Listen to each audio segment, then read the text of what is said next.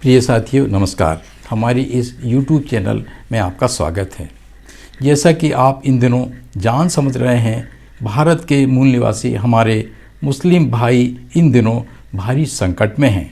हालांकि मुस्लिमों की समस्याएं, उनके प्रति अविश्वसनीयता के भाव, परायपन के भाव, भेदभाव आदि बातें देश की आज़ादी के क्रम में सन 1920 से ही शुरू हो गई थीं और वे सदैव ही समय के अनुसार बढ़ते क्रम में रहीं। लेकिन पिछले 5-7 वर्षों से मुस्लिमों की पीड़ाएं चरम सीमा पर हैं। आज वे राष्ट्र विरोधी, आतंकवादी, देश के लिए हानिकारक घोषित कर दिए गए हैं।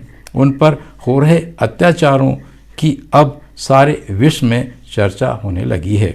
हम विगत 40 वर्षों से दलित मुस्लिम भाईचारा एकता में काम कर रहे हैं। इस नाते हम मुस्लिमों की समस्याओं से अपना गहरा सरोकार रखते हैं।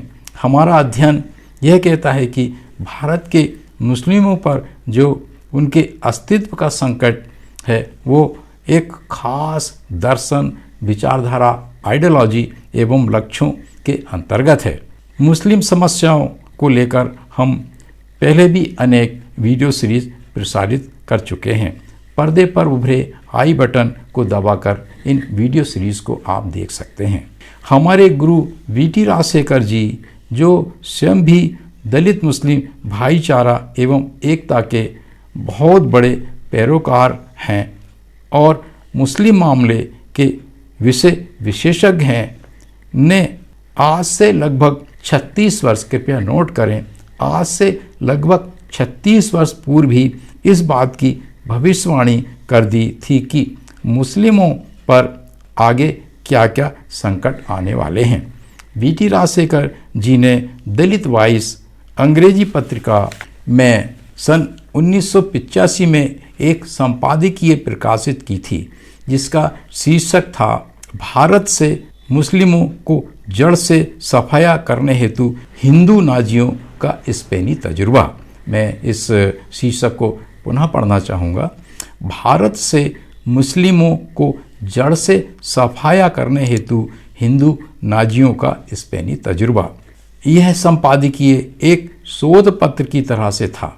हमने उन दिनों इसका हिंदी अनुवाद करके हजारों प्रतियां मुस्लिम बुद्धिजीवियों को निःशुल्क वितरित की थीं।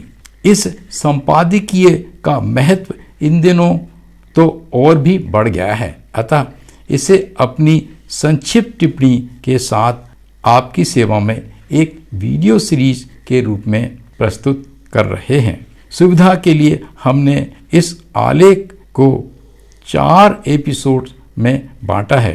पहला एपिसोड इस प्रकार से है। पहले हम अपनी तरफ से इस आलेख पर कुछ अपने विचार व्यक्त किए हैं जो इस प्रकार से हैं। कितने ताज्जुब की बात है कि दलित वॉइस अंग्रेजी बेंगलुरु के माह मई 16 से 31 1985 अंक में प्रकाशित इस संपादकीय में 36 वर्ष पूर्व माननीय वी.टी. राजशेखर संपादक ने वे सारी भविष्यवाणियां करते हुए पीड़ित मुस्लिमों एवं सह पीड़ित अनुसूचित जातियों, अन्य पिछड़ा वर्गों को स्पेनी तजुर्बे के विषय में चेतावनी दे दी थी।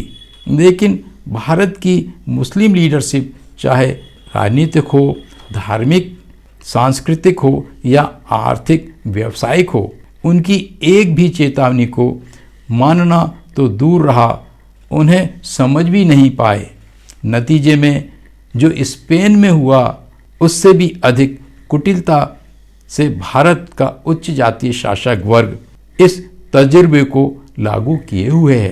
कहते हैं राजनीतिक परिवर्तन अस्थायी प्रकृति के परिवर्तन होते हैं, लेकिन सांस्कृतिक परिवर्तन स्थायी प्रकृति के होते हैं। अतः भारतीय उच्च जातीय शासक वर्ग की सर्वोच्च प्राथमिकता सांस्कृतिक परिवर्तन की है। यही वजह है कि वे रात दिन सांस्कृतिक राष्ट्रवाद का नारा लगाते रहते हैं। वे ये भी अच्छी तरह से जानते हैं कि इस सांस्कृतिक परिवर्तन वास्तव में ब्राह्मणवादी पुरोहितवादी राज्य व्यवस्था निर्माण, formation of Brahmanical theocratic state की प्रक्रिया में सबसे बड़ी अड़चन भारत के मूलनिवासियों में से इस्लाम धर्म अपनाए हुए मुस्लिम समाज ही हैं।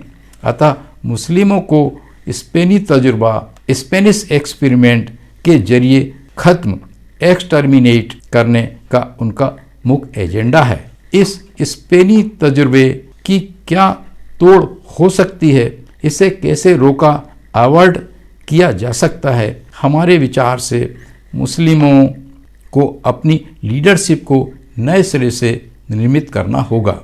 अपने आंतरिक मतभेदों एवं विरोधाभासों को दूर करना होगा। अत्यधिक धर्मांधता का त्याग कर तार्किक सोच विचार एवं वैज्ञानिक विचारधारा को विकसित करना होगा।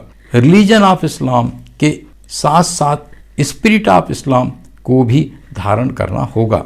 अगर भारत में मुस्लिम पीड़ित हैं तो भारत के दलित, आदिवासी, पिछड़ी जातियाँ सह पीड़ित हैं। अतः पीड़ितों एवं सह पीड़ितों की एकता को स्थापित करना होगा।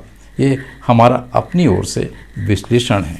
अब हम बीटी राजशेखर जी के 1985 में जो उनकी पत्रिका दलित वॉइस में संपादकीय प्रकाशित हुई थी, उसको हम इस प्रकार से हिंदी अनुवाद के रूप में आपके सामने प्रस्तुत करते हैं। मुस्लिमों ने स्पेन पर 780 सालों अर्थात 712 ईस्वी से 1492 ईस्वी तक हुकूमत की।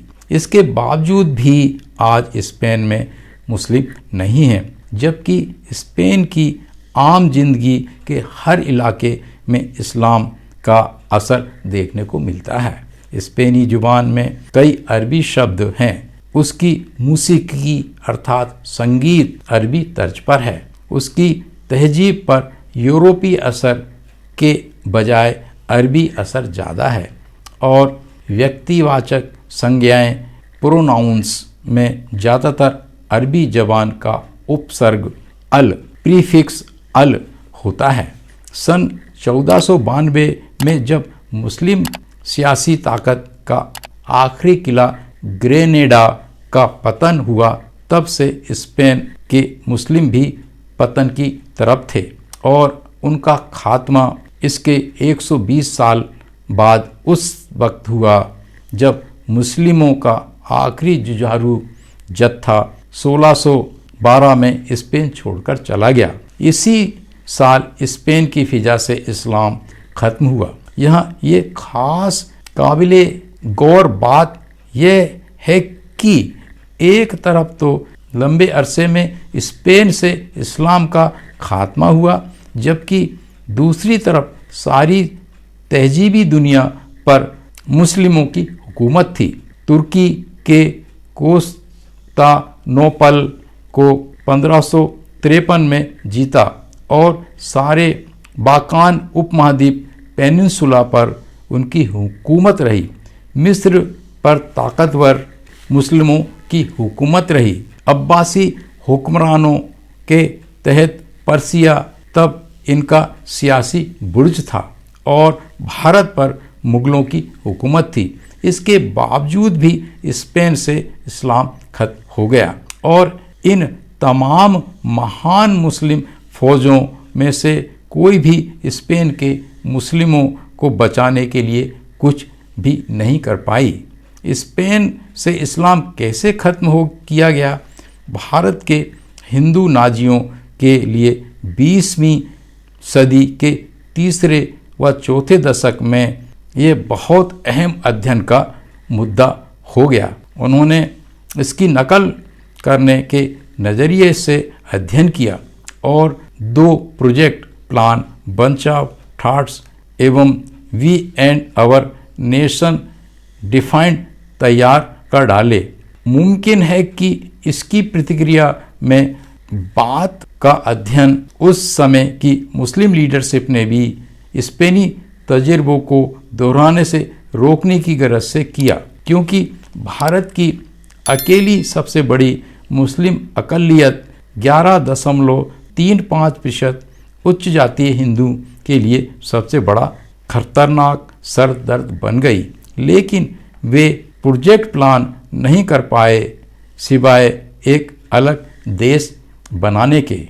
जबकि आज के मुस्लिम और उनकी लीडरशिप स्पेन में इस्लाम के खात्मे के इतिहास से पूरी तरह से बेखबर है। यही वजह है कि ठीक उसी तरह से माहौलों की वे गिरफ्त में हैं जैसा कि कभी स्पेन में हुआ करते थे।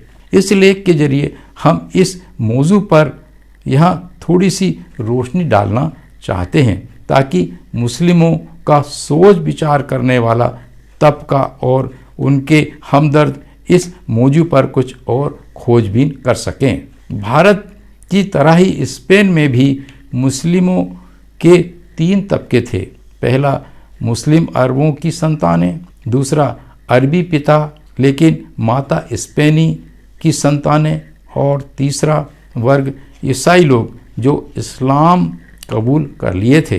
ग्रेनेडा के पतन के ठीक बाद मूल अरब लोग जान को बचाने के लिए जायदाद को नहीं, क्योंकि उन्हें जायदाद ले जाने की मनाही थी, स्पेन को छोड़कर ट्यूनीशिया और मोरक्को चले गए।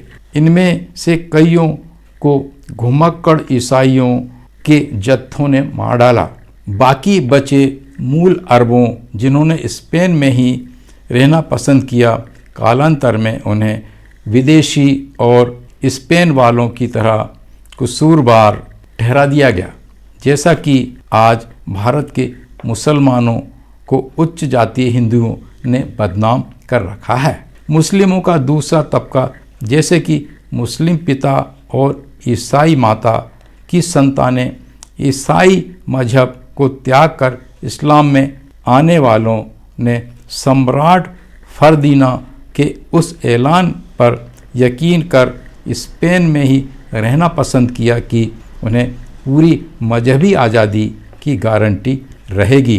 भारत में भी यह प्रोपेगेंडा किया जाता है कि मुस्लिम पूरी मजहबी आज़ादी और अक़लियत के हुकूकों को उठा रहे हैं। वे पूरी तरह से सुरक्षित हैं और पूरा मान सम्मान प्राप्त कर रहे हैं। शुरू के सालों में जब मुस्लिमों की ज़मीन जायदाद और उनकी जानों पर ईसाइयों ने हमला किया तो इसे थोड़े से समय की एक आम बात मानकर माफ़ और नज़रअंदाज किया गया।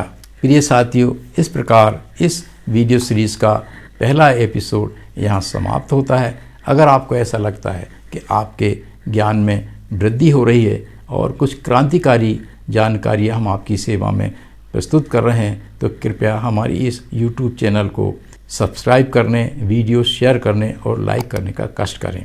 हमारे साथ बने रहने और पूरा वीडियो देखने के लिए बहुत बहुत धन्यवाद। पुनः नमस्कार।